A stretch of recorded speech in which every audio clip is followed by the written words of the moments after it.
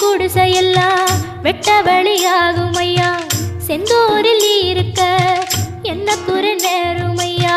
கோவில் மணி கேட்டிருந்தா வாழ்வில் இல்லை கும்பமையா. மலையில் வந்து விழுந்திடணும் மீனு, விலை போனா பசிக்கு அது சோறு.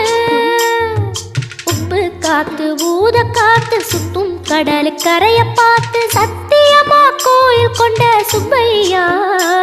எங்க குப்பத்துக்கு குல விளக்கு நீ ஐயா. திருச்செந்தூர் ஆண்டவனே வேல் முருகா, தினம் உனக்கு நன்றி சொல்வோம் மால்மருகா.